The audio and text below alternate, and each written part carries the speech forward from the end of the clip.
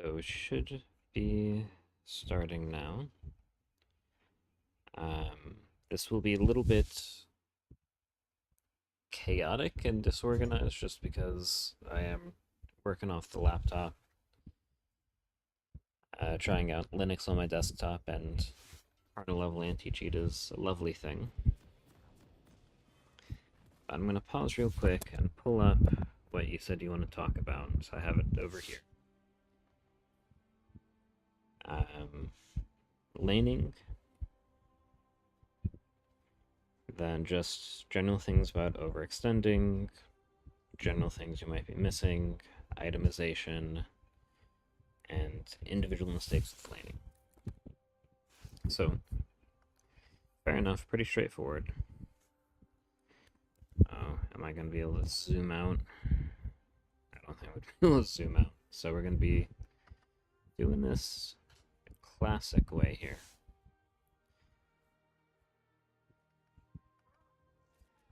So the first thing I'll say is if we're taking a look at this matchup in isolation,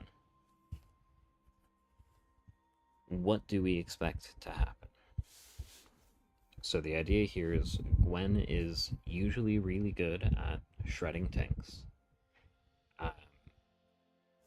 Very early game, she is just going to stat check you really hard because on top of being generally good into tanks, Gwen tends to be a bit more of like an early level bully, and Mundo tends to just require a lot of scaling.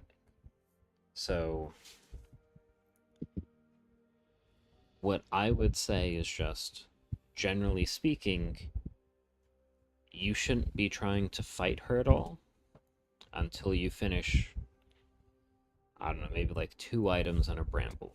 So, Bramble for the anti-heal. Granted, you do have Ignite, but I would also say I think Exhaust would be a lot better in this matchup. She does do some true damage, but a lot of it is also just magic damage, and you can run away, where I would take just Ghost Flash rather than taking Ignite. But you want to make sure that you have your Warmogs, Bramble Vest, to apply that anti-heal whenever she hits you, and then whatever your other HP item is, like pure HP item. Sometimes that's going to be, and sorry, I'm also just double checking to make sure audio doesn't look crazy for you. So sometimes that's going to be the Heart Steel, sometimes it's going to be like a Titanic Hydra, but in this game maybe you want like a Spirit Visage or a Hollow Radiance. So it's whatever you're planning that other like initial HP item to be. And so it's possible that you could kill Gwen early if Xinjiao comes for a gank and you land a bunch of Qs in a row on her. Alright, so like, so far pretty good trades. And she just ate a bunch of cleavers. That was so bad. Holy shit, dude. You won the lane and then you lost the lane for yourself. So she ate a bunch of cleavers. She didn't save her cooldowns, so you get massive level 1 trade, force the flash. Right here, look at the wave state. Wave is pushing towards Gwen. So if you die or reset here, your minions are going to kill her minions, and you lose a bunch. So what does Gwen have to do? Gwen has 2 options. Option 1 is she has to reset right now. And if she resets right now and you push out this wave, right, you get these next 2 minions, you put a point in E, you use E to help clear the wave.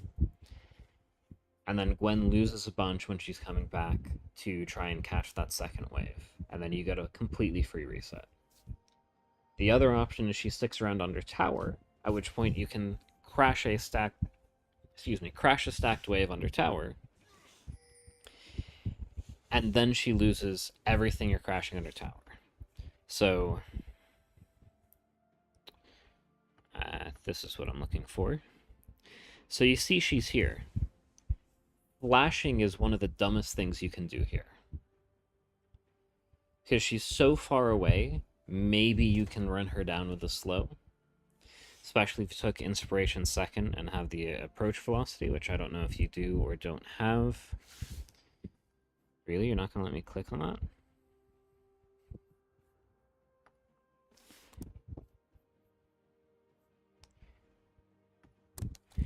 Am I going to really have to pull it up in client to take a look here? Yeah, so you do have the approach velocity. So you could theoretically run her down if you hit the cleaver.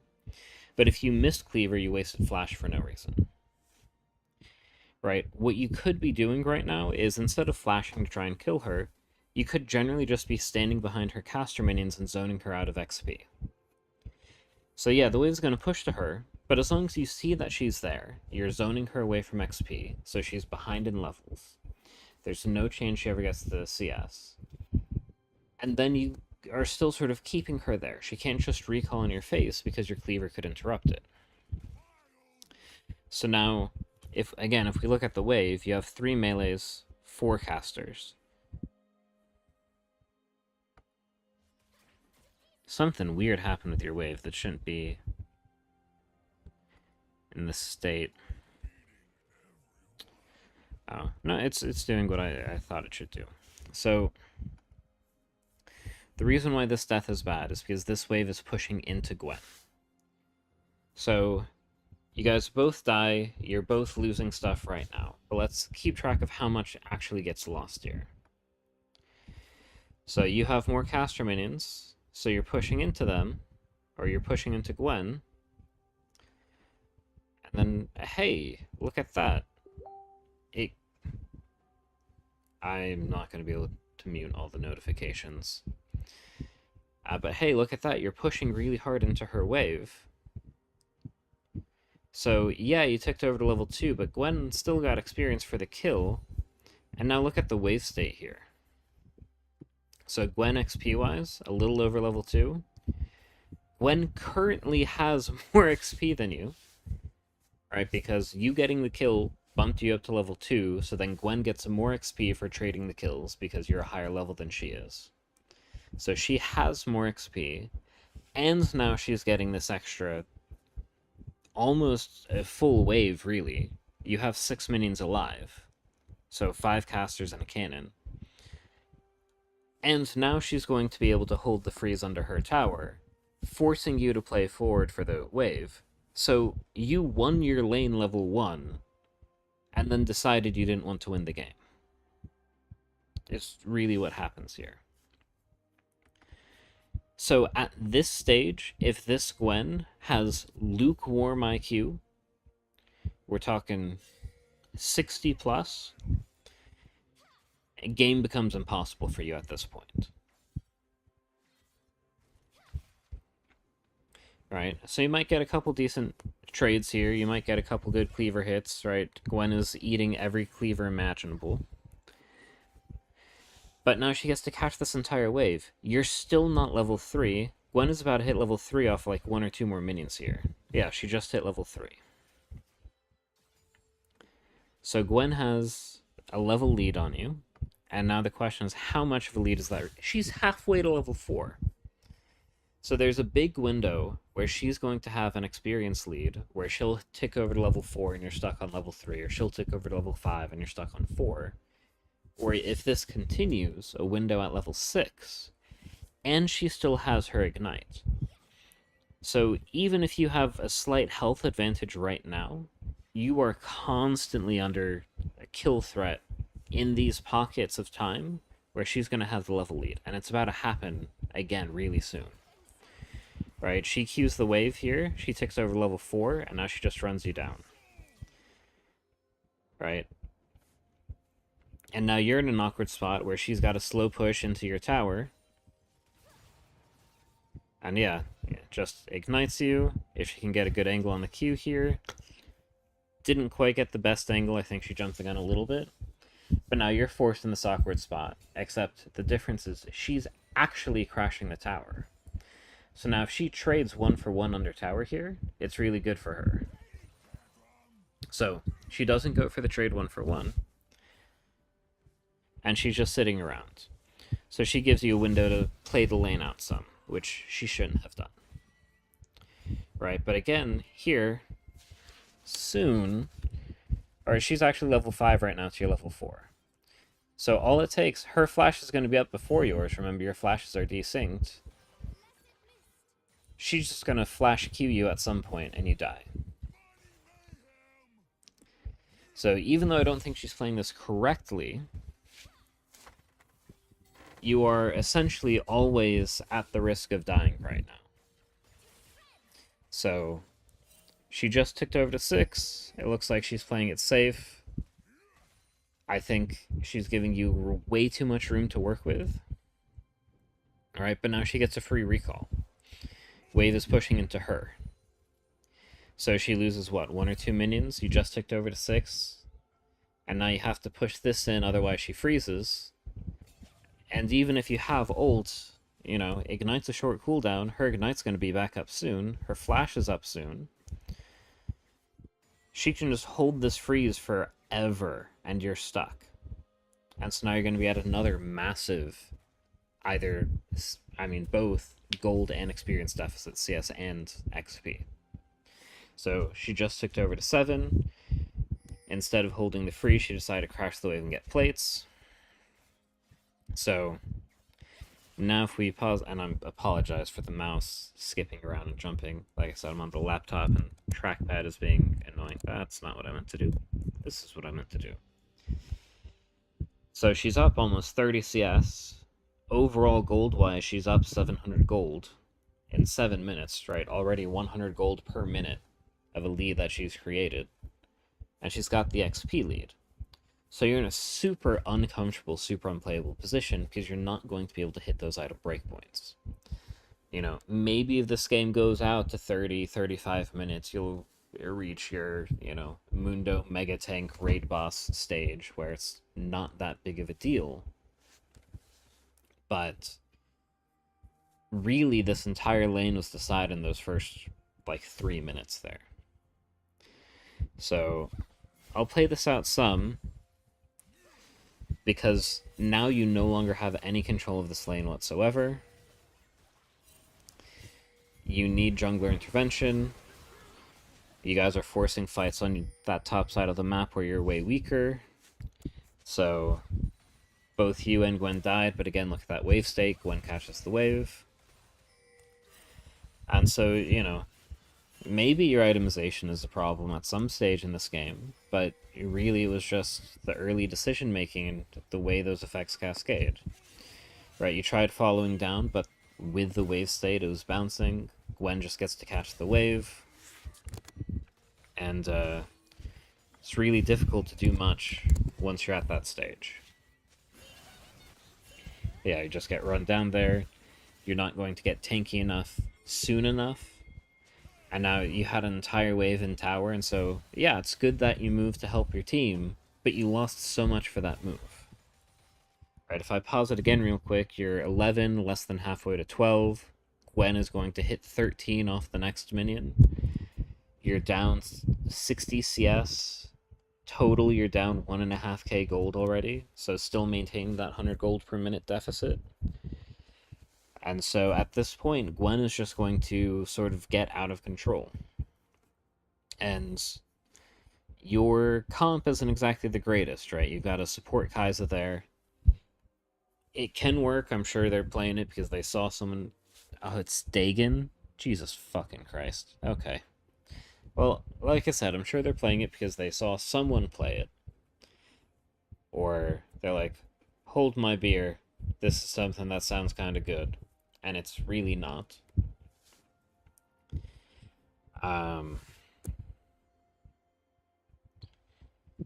But even if their team is behind, just look at the comp. You have Yone, Xin Zhao, which sort of dive forward, and Malzahar shuts one of them down. Just completely. And Yone especially tends to be really squishy. They have Red Cane to chew through you and the Bruisers. They have Gwen, who's going to take no damage from Jinx Kai'Sa. They have MF, who's going to zone control.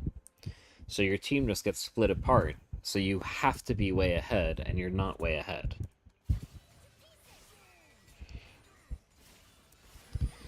You have Warmogs, but you don't have enough HP to actually get the Warmog's passive. Right, I think you need an extra couple hundred here. Yeah, so this is why if you look at any Mundo players, they usually go like triple Giant's Belt. Forget exactly how much Giant's Belt is, but then with the 12% bonus, I think it just barely ticks you over once you hit a certain level. But you're not benefiting from the passive, so just the extra HP from the extra Giant's Belt would do a lot more for you right now. And then you guys lose in split push because Gwen beats Yone in side lane because Gwen gets extra levels and Gwen is a fair and balanced champion. Kayn has been allowed to scale into this game completely for free. And so you might have a couple good fights, like I'm scrubbing through here and it looks like this is a really good fight around Dragon. But I don't think it's really going to be enough. So like if I jump ahead here, your team really stagnated. Jinx is still big. Yone is decently strong here. But now Jinx is 10-5. I think at this stage of the game she was already 5-0. Yeah, so let's see if I can find some type of fight that we can look at to see partially what the state of the game is. Like, Jinx is still doing really well right now. You just have to play around the Jinx. Dude, you were so late getting the Heartsteel. So you went Warmogs first, Heartsteel second. You only just finished the Heartsteel. At 20, it's not worth it to get it this late into the game. It's just not. You're not going to get a chance to stack it. You get one stack and you die for the stack. And then everyone gets killed by Kayn, Malzahar. So, not too much else to say with that game. Big thing, again, is just, like, the first 2 or 3 minutes of laning. Clean that up, then, and don't go for the stupid play, like it just works. Next, you have a Swain versus Darius game here. Is this Swain versus Darius? This is Swain versus Darius. So, while that's loading up, I'm going to look for a better place to plug my laptop into. Because it is technically charging right now. But it's not charging at the full speed, and it is, I guess, discharging, powering down faster than it's actually charging. I'm going to be finding some other random corner to sit in. So you hear some shuffling noise, but a status check for this matchup, right? So if we're just thinking about this matchup in advance, you're the ranged champion. Your goal as the ranged champion is to keep harassing and to keep applying pressure. I don't know that I want to use that. There we go. I'll use that outlet. So keep harassing, keep applying pressure, but ultimately,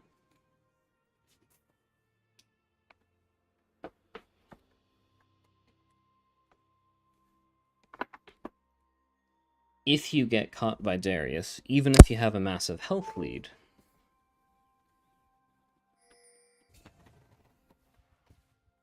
then you're going to have a problem. So, good early trade there. Got your passive stack, that's really the big thing you want. Alright, but now he's just sort of running up on you. He took W level 1. So you positioned like he took Q level 1. So we need to be paying attention to what ability he took. Right? So playing into this bush like that is okay if he took Q. Because if he took Q, you can just kite him out. But he took W. And so then the question is, did we know he took W?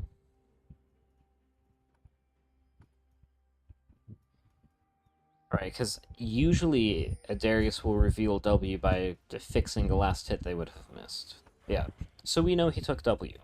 Right, that was our indicator right there. He just used it to last hit that minion. So, we know he took W. We can't just sit there and play in the bush. We have to play towards the tower. Right, if we play towards the bush, that's where we're forced to flash or we just die. So here, he's just running at us. You already missed the last hit. And so there you even actually stood in place to trade autos.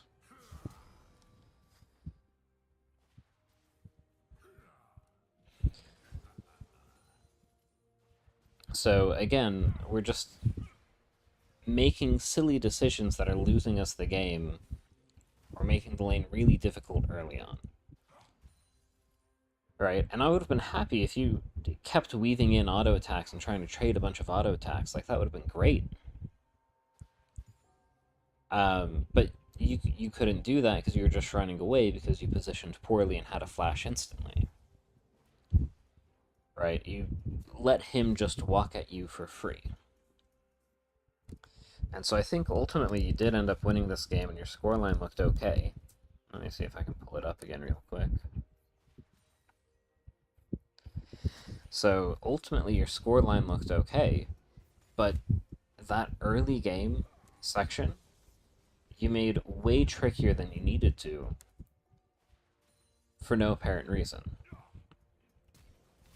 So now he just flashes on top of you. He still has Ghost. He just ticked over to level 3.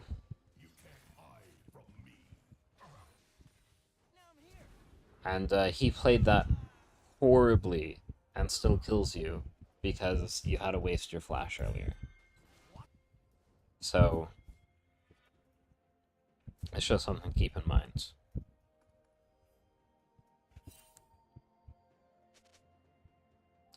And then it also looks like all of your KP happens at the end of the game, where you're just sort of randomly picking up the kills in team fights rather than doing anything in side lane.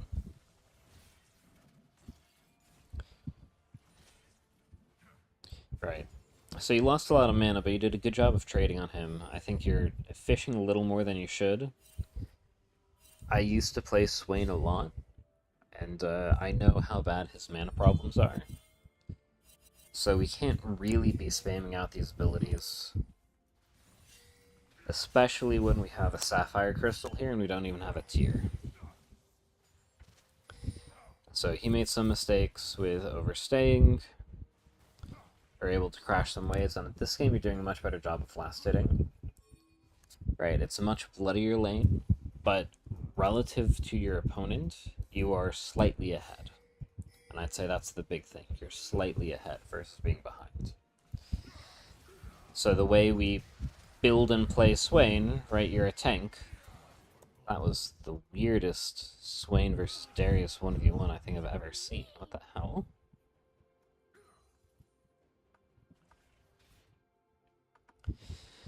Land the hook. Oh. What is this reaction time? You were walking away for so long, then he flashes back on top of you, panics, misses his Q, so he has to ghost away.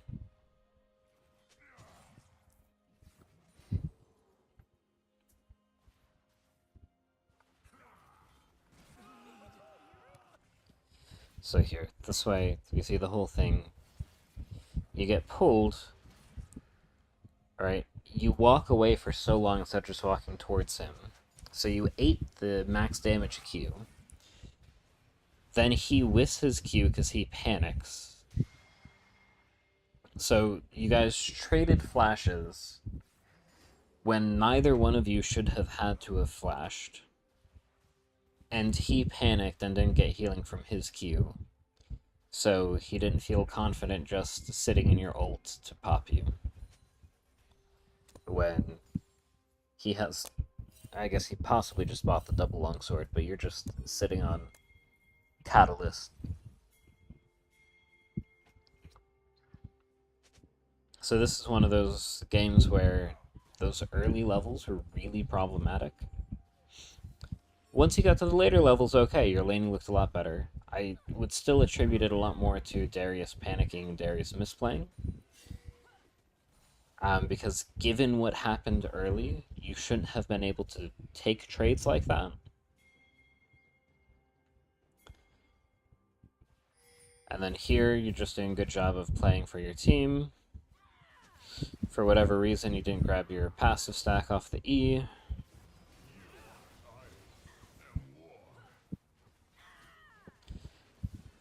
Kayn has wishful thinking.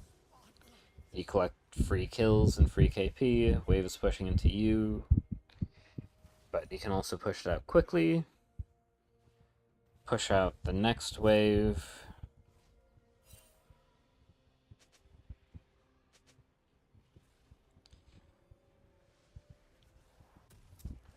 How much damage did your casters take? They got far enough that it will eventually push back into you, but it's going to be like a really slow bounce. But this is silver, right? So Darius is just going to push it out relatively quickly, and you're going to catch it. It shouldn't be an issue.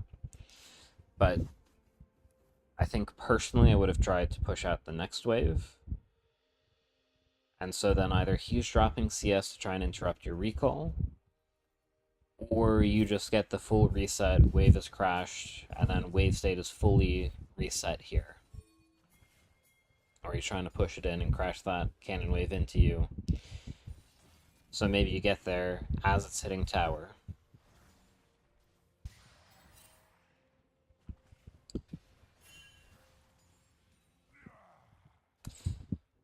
You're reacting very slowly to things that are happening. So you could have tethered your ult a bit more there to keep dealing damage with it and just keep it stacked up. But it looked like you were panicking a little bit, or you're just a little overly cautious. Right, at this stage, Darius has been fucked over a bunch. Though you should be much further ahead than you currently are, given everything that's happened. But he rushed Swifties, didn't get Executioner's Calling. So you should really just be murdering him when things like that happen. Like, there's no reason he should ever get the healing from his Q there. If he doesn't get the healing from his Q, you just face tank him and just kill him with auto attacks there because he doesn't get that healing back. Right. And then you would have also taken less damage. So there are a lot of little things going on. But in this game, at least, it just seems like relatively slow reactions. Things are happening, and you're just not either not looking out for them to happen. And in like you're playing against Darius, the two biggest things you're looking out for in a trade are outer edge Q, which does the extra damage, applies the bleed, and heals, and for the pull.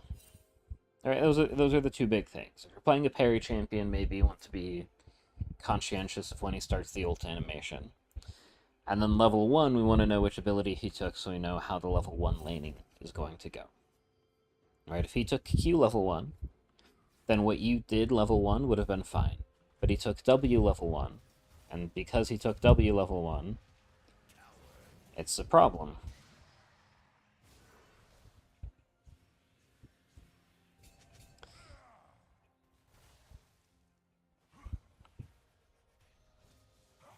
Oh, I can't be missing this much of the CS. But doing good. I'd hit the tower once or twice just to get this plate. Boom, once is enough. Sitting here for second plate is a bit greedy, and I wasn't even basing that off of like possible jungle ganking. Partially because I'm worried about my battery dying, so I have my screen relatively dim, and I can't really see the minimap. But just from a, he already missed the hook.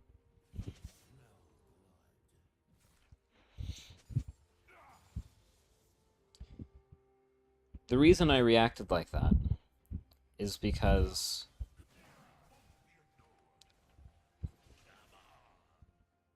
let's see if I can play this slowly so it's more clear. He's not going to be here for a second.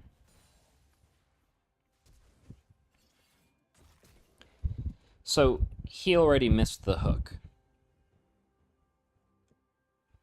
I know it doesn't necessarily look like he missed the hook, but at that stage of the animation, if he had hooked you, you would have been pulled to him.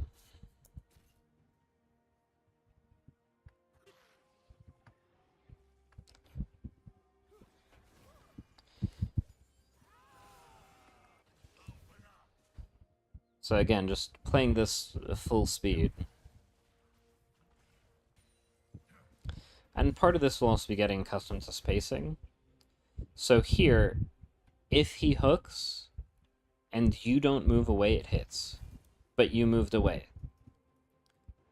And I know that because I've been the Darius with the uphill hitboxes, because this is a 2.5D game. So you run into that issue. That one was a lot closer than I thought it was at first, so I'll give you the credit for it, right? Better safe than sorry. But he did already miss it at that stage when he flashed. But this, overall, I'll say this is one of those games where I appreciate the fact that you are just doing your lane. Your team is winning the game for you. You don't have to do anything besides just hang out and chill. So then I'm assuming for the rest of the game, plays out well, team keeps doing well, close the game out that way. But I think you wanted to mostly focus on like the laning. I haven't noted the big itemization thing I noticed so far was just the Heartsteel. Um,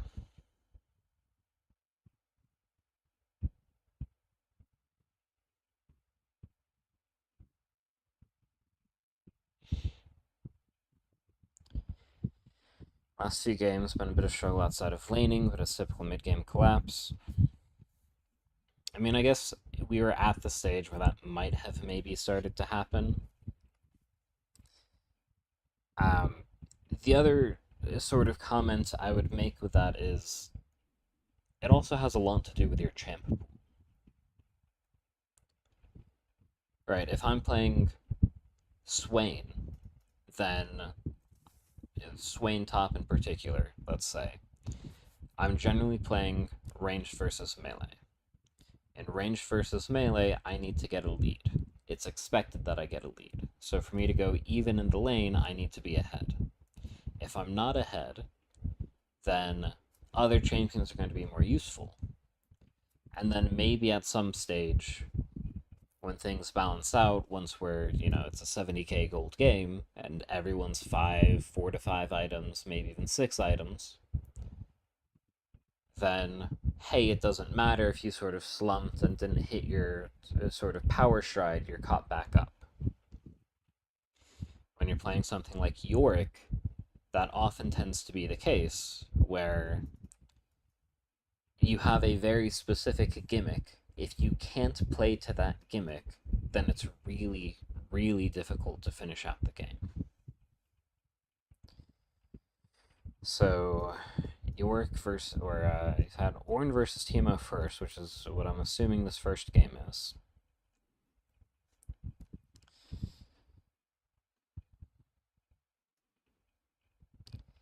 And without looking at this replay, because I think it's really difficult for you to get too much out of this. As long as you did the you started refillable, no items. Then after like 2 CS, you built a Doran shield out of Vision, playing with D shield second wind into a ranged champion. Against Teemo specifically, probably would have gone Kanik Rukern Rush, or at absolute bare minimum, Spirit Visage. Then I would have finished the Warmogs. Then after that is when I'd look into like Frozen Heart. I forget what this is called, the Protoplasm Harness. But looking at this game, it was Vigar was the only human on your team, and then Vigar got caught, and he just lost the game. Yeah, Vigar was the only human on your team. Vigar got caught, and he lost the game.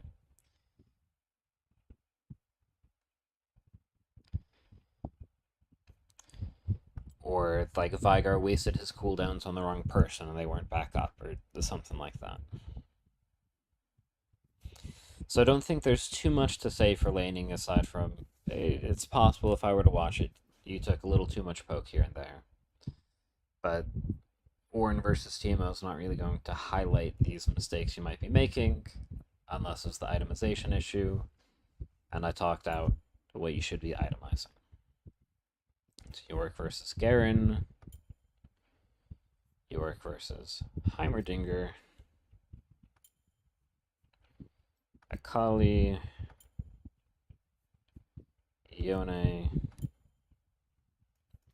Jax. You said Gwen and who else? Gwen and Gnar.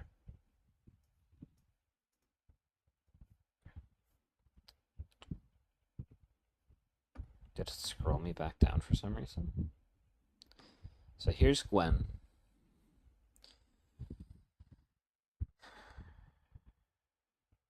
It looks like you generally did really well this game, but let's see if I can notice anything that stands out.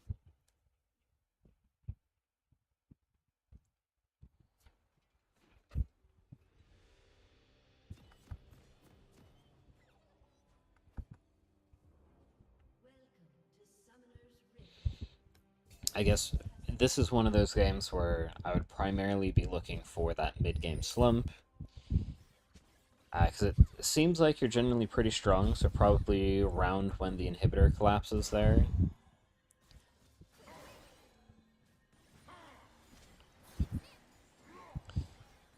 Gwen gets pushed, she started Q, so you just let her do her thing. Get a really disgustingly good trade because she just ate and face tanked all the ghouls.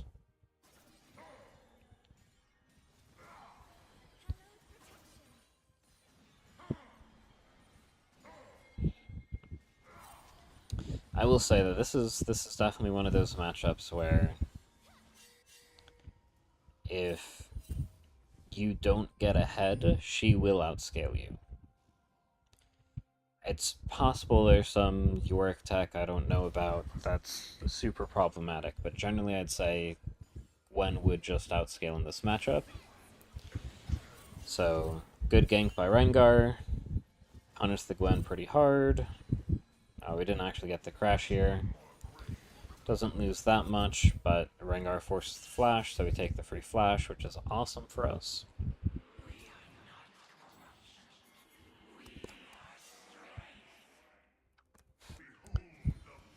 Yeah, again, generally speaking, though, I will say the big thing I keep noticing is in all of these games, your CS is really low. So, yeah, typical point of feedback for, anyone below probably Diamond. But keep an eye on the CS. At this stage of the game, you should be in high 50s, low 60s. Alright, so you're about 10 to 15 CS behind where you should be. Gwen, despite getting fucked over as hard as she did, is pretty close to equal with you in CS. If not basically dead even, or ahead slightly. So, just something to keep in mind that we could be doing better about. I think part of it as well are some of these move and fight timers, so we just lost an extra CS there for no reason. Top laner didn't need us to finish the objective. We could have still tossed D and gotten the enhanced recall or whatever bonus we get. Bonus local gold or something. Gwen forces the all-in in our wave when we still have Maiden. And her items are, she has a Sheen. She had a Blasting Wand, maybe she does enough damage to truly threaten you there, but she has a Sheen, which does no real damage for her. So Gwen is making your life really easy right now.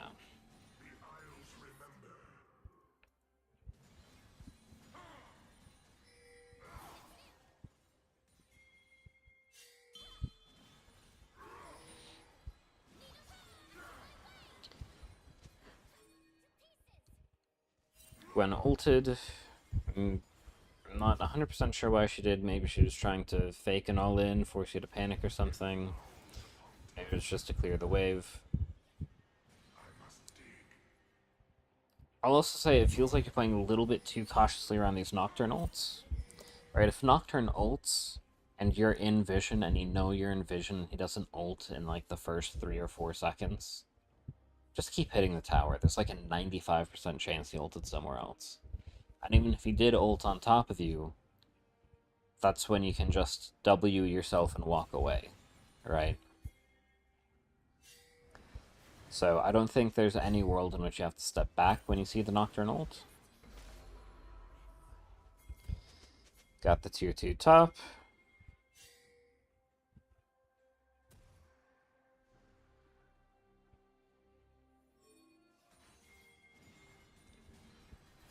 Yeah, I mean, the big thing here is I would be essentially spam pinging my team saying that I'm going to go bot lane. Right? You have taken everything you reasonably can top. Right? At 17 minutes, 18 minutes, you don't want to be taking the inhibitor. Because that force feeds them gold and XP through top lane. Right? You're never going to end off it. Yes, you get the free map pressure, but then that maybe secures your team third dragon, if even. Doesn't secure Baron, doesn't secure anything else, really. So, you lose an entire lane to play on, and then every wave they're getting the super minion to get the extra gold.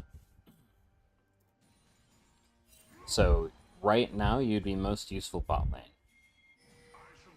Even if it means you're 1v2ing for a little bit.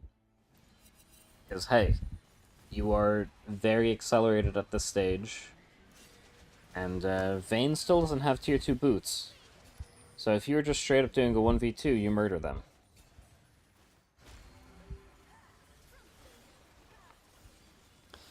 And so then you die there after getting the inhib, so yes, you have pressure on that wave. And unless their team, like, super mega shits the bed, it doesn't matter, and...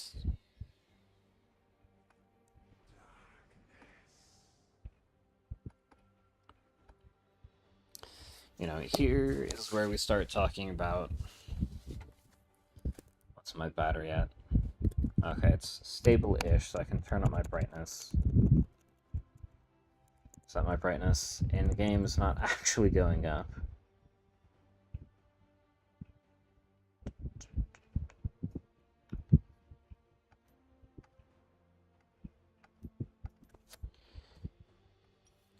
Let's just do that for now. So let's swap to our vision, and I apologize, this keeps swiping all over the place. We don't see anyone.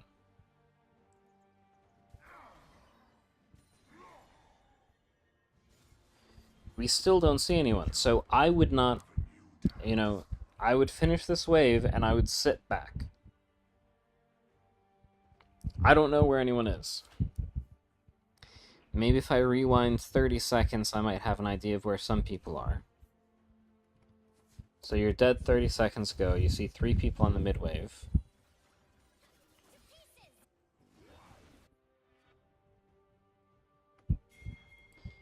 You TP bot. You see Vayne in top river. Gwen shows. So Rengar killed Vayne, and Gwen showed in top river, so there are 3 people unaccounted for. Nocturne didn't contest Herald. It seemed like this game, Rengar and Nocturne pathed the same direction. And Rengar's camps, I might be incorrect, but I think that's true. But Rengar's topside camps respawned, or are currently already up, but Rengar took Herald, so Nocturne probably cleared his top side, Nocturne's probably on his bottom side. And we actually have vision of this Gromp respawning, so even if we don't know where Nocturne is, we know where he's going, right? We know he's going to his bot side jungle, because there's nothing else for him to do. So he's either going to ult on his Fortune, or ult on you. And so here, you use the W offensively, instead of just dropping it on yourself and using it defensively to run out. So had you used it defensively, maybe you get out, but we're just not respecting the possibility of Nocturne being there and existing.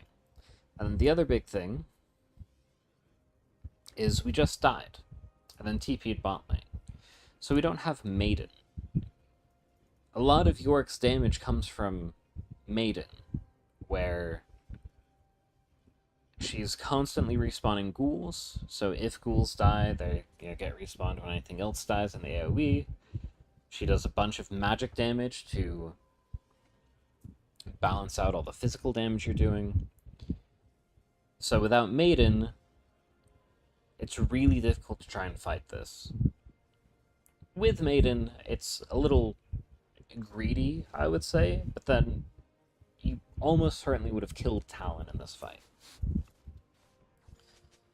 So we're just not respecting where Nocturne could be pathing, and even though we're strong, right, and relative to the rest of the game, we are very strong gold-wise as well.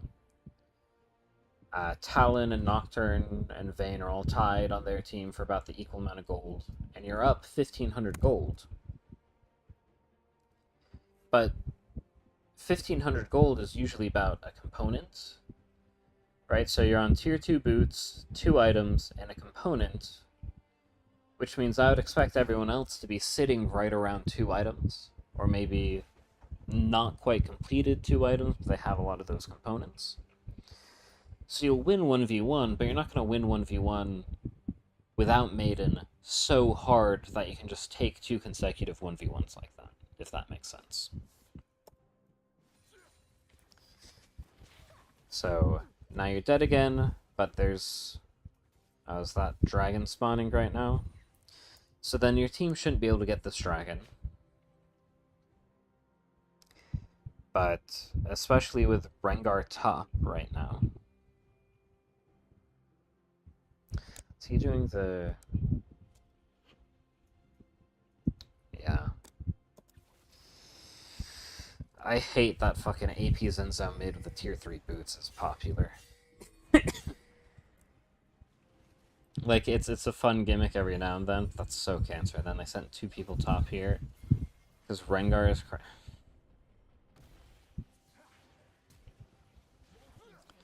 Why?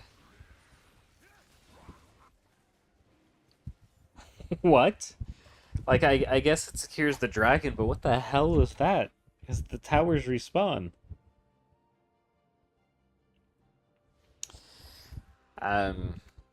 But no, like, overall, right now, I'd say, hey, you did really well up until you got that tier 2 top.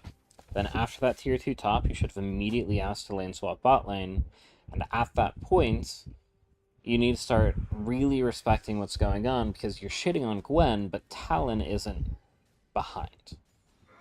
Yes, you're still ahead, but Talon isn't behind. So Talon plus Nocturne is going to be really dangerous, even if Nocturne plus Gwen isn't really that dangerous. And in doing that, you probably could have secured the last plate or two bot lane for yourself. You would have had more plates on this tier 2 before this stage, when you died.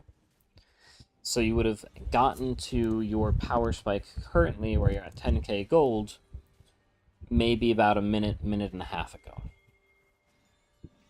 Right, and so then every little bit adds up, especially when you're trying to snowball in the side lane. And now you got punished for that overextension, and it looks like you're playing a little more respectfully. And so then the last one here is Yorick versus Gnar. Which is at this very next one? Sure.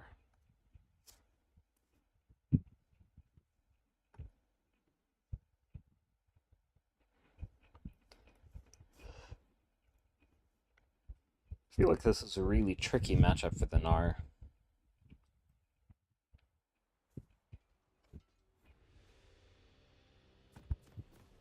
Because if you just full send the all in when he goes mini,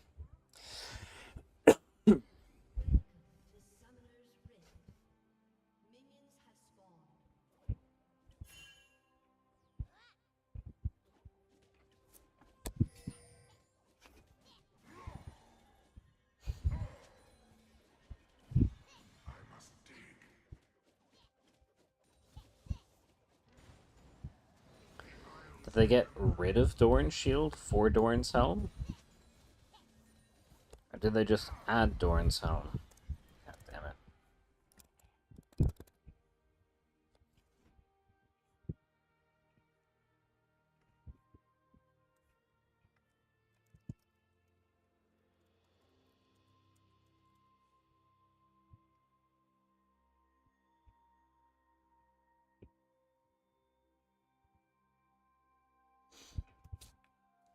Oh no, so they just added Doran's helm and Doran's bow.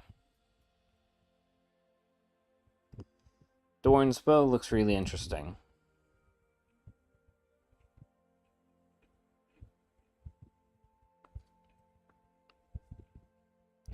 Doran's helm, I don't think is really worth it. Because Doran's shield still gives helping hands. You're basically saying I get plus 10 armor and MR, but in return I lose all the health regen. So, like, if we think about it, 10 armor and MR is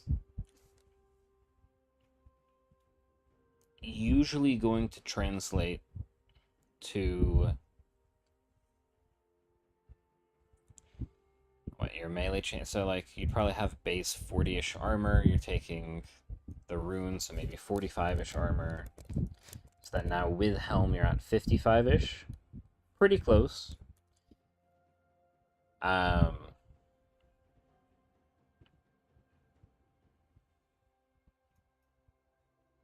Wait, that means you didn't take the armor rune.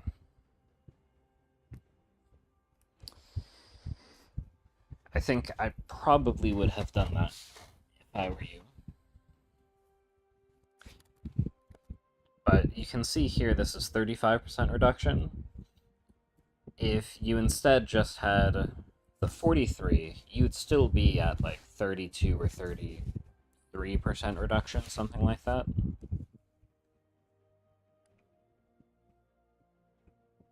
Maybe not quite that high, maybe closer to 30%-ish.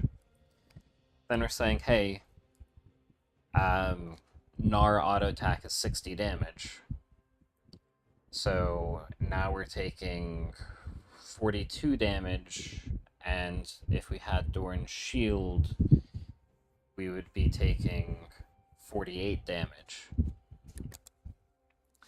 So unless we're just sitting there all inning him level 1, we're just sitting there eating 20 auto attacks in a row, this health regen is going to be way, way, way better than the armor and MR. So I would still look for the D-shield in this position. And then here, what is the purpose of this?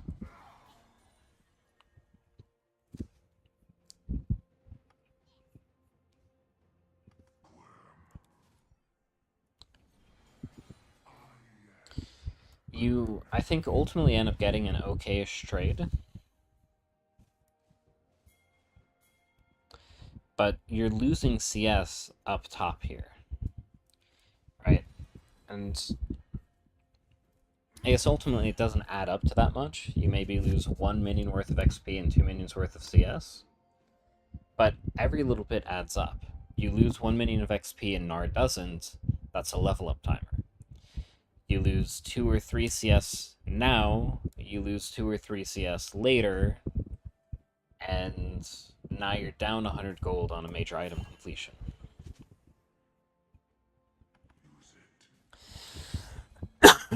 Good solo kill and punish, but he has the TP, so he's able to catch everything.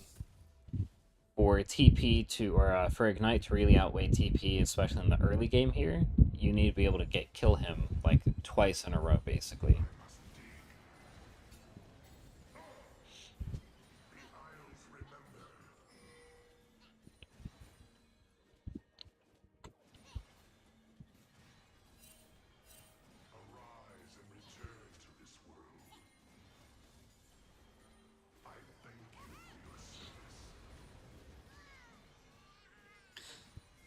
And that just shows how disgusting Maiden is. Yeah, he dead to rights, but Maiden just bodied him. So then this is where you really start to, you're still down CS. Alright, he's died twice and you're down CS.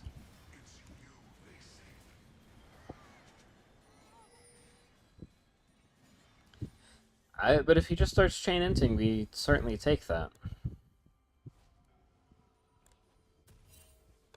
Yeah, so this is the other thing. Like, you're going Iceborne Gauntlet first, so you're building armor. Then that percent health regen matters a lot more than the armor does. Because plus 40 armor versus plus 50 armor is very negligible, but 40 armor and a bunch of health regen versus 50 armor matters a lot if you're not just sitting there taking extended fights all the time.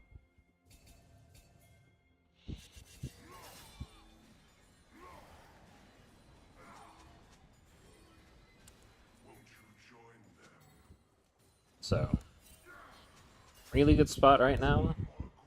Enemy team is a little preoccupied with the bottom side of the map. There's Shyvana is really far behind. Gnar is inting again. Don't, why? Why? Why? Dude, the kill is...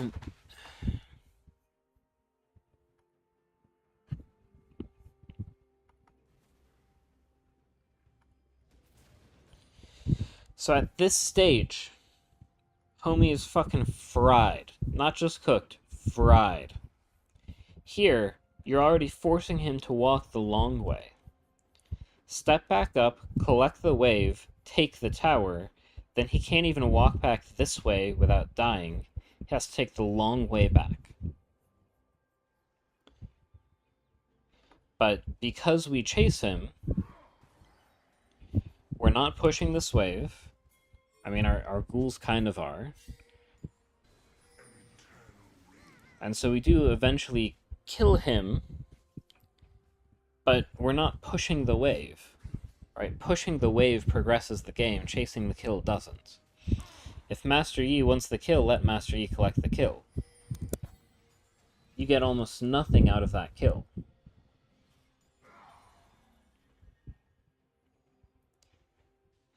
So, like, this wave crash could have happened 5 or 10 seconds earlier. If it happened 5 or 10 seconds earlier, Tower would be dead right now. If Tower was dead right now, we'd have much more gold off this reset than just killing the Gnar. Now we're forced to overstay because we were trying to take the tower. And so now it gives Shyvana a chance to gank us, and we have to, play the gank out. Versus just collecting the tower.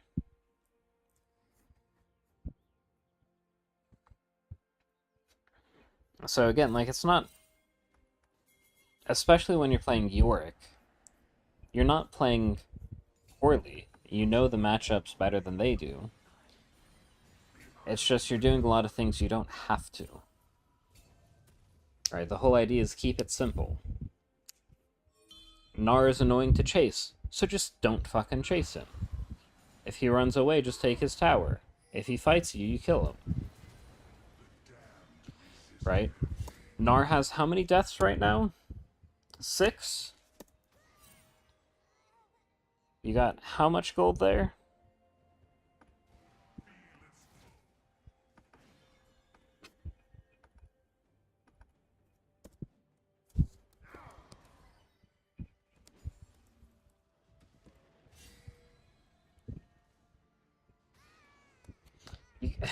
$210 gold.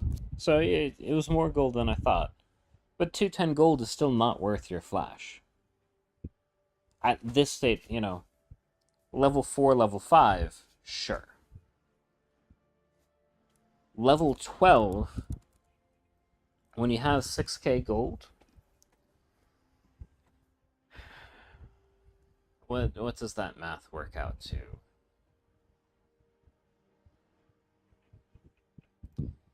A 3% bump in your gold for a 5-minute cooldown. Whereas level 5, it's a 5-minute cooldown for closer to like a 30% jump in your gold. And then you also don't win this game by killing Gnar. You win this game probably just by killing Ashe or something. So you want to have your flash available for the Ashe, or possibly even for dealing with a Shyvana. Now it looks like you're fucking shitting on Shyvana, so it's not that big a deal, but the point still stands. Right, your win con is not killing Gnar. You never need help killing Gnar. If Gnar just falls off the tower, you take the tower. So you really shouldn't be caring if you get the kill or not. And so you're overextending to get a kill that is ultimately meaningless. And now look at you getting run down by the same little shitter you should have been bodying this entire time because you wasted flash. And I'm not saying you wasted flash as in you didn't get anything for it. I'm saying you wasted flash as in it's not worth it. It's not worth the opportunity cost. And yeah, you got 200 gold. Gnar just got 750 gold. Alright, yeah, 750, right? Yeah, 750 gold. So, is Gnar going to be a problem now? Not necessarily, no. He's still so far behind. But at the same time, why give that back to them? Right, now imagine if the situation was different, where you fought the Gnar lived, and then Shyvana was the one who ran you down and got the shutdown. If Shyvana gets that shutdown, or if Yone gets that shutdown or something, then the game becomes a lot scarier. And then on top of your death, right, it's not just your death, it's now also the tower. And so then Gnar collects a lot of gold from the plates on this tower. And so you were, you know, like 2k gold ahead of him, and now you're only 1k gold ahead of him.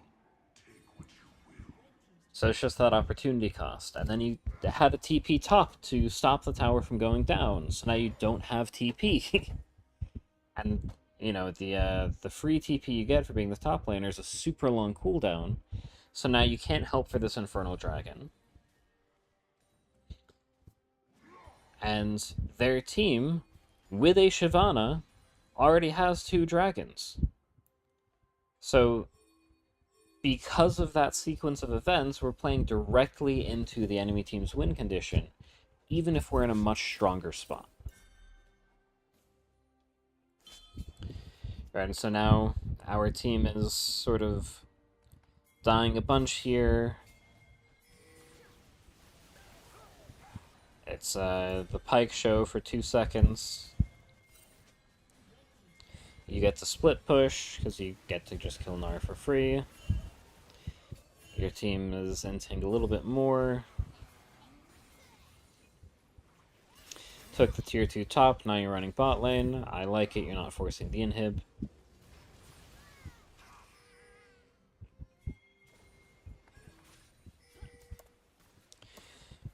So then again here, right, I see what's happening. You might be able to turn around and kill these guys.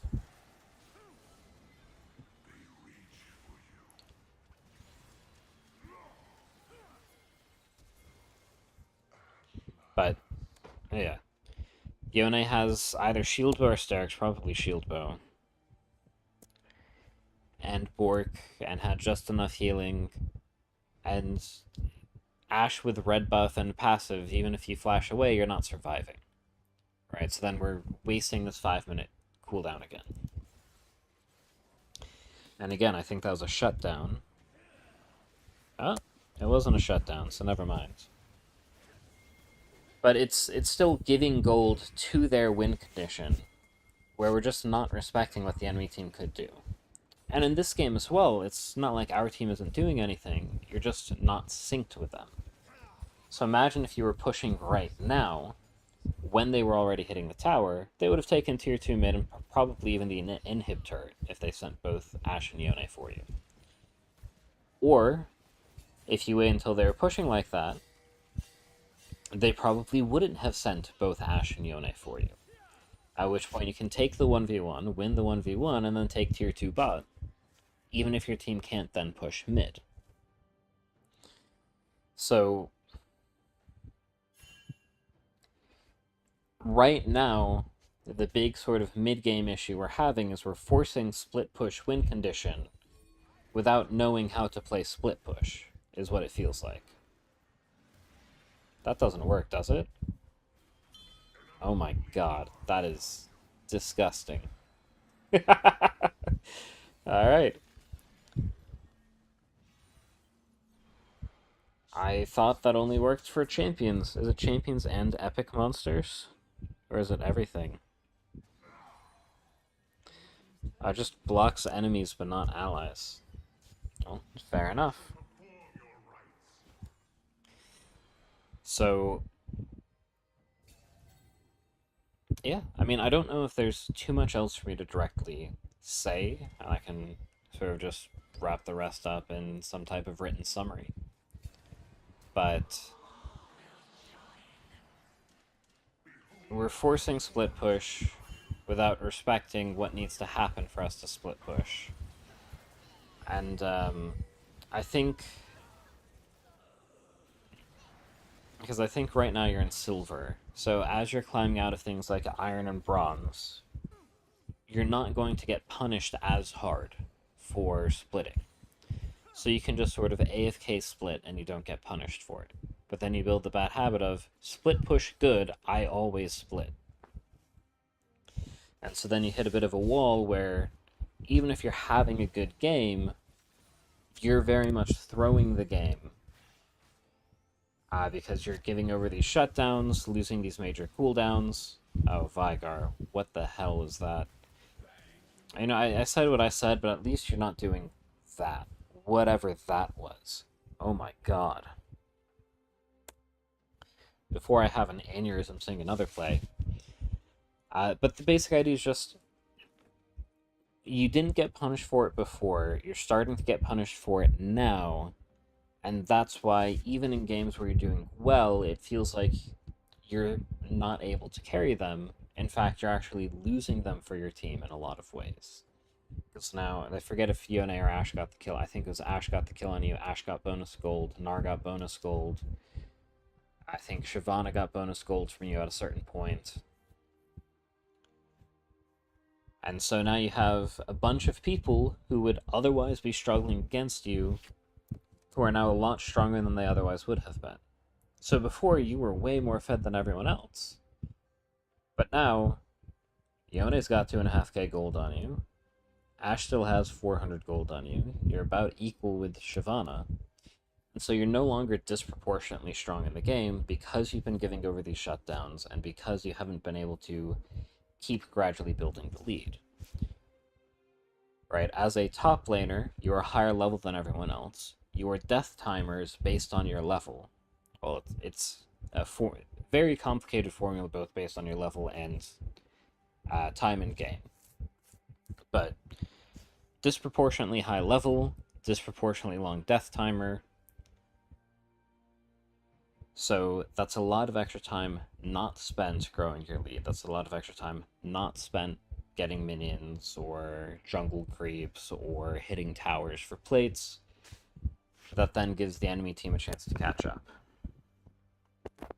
Granted, they didn't catch up because of CS, but it does give them that opportunity.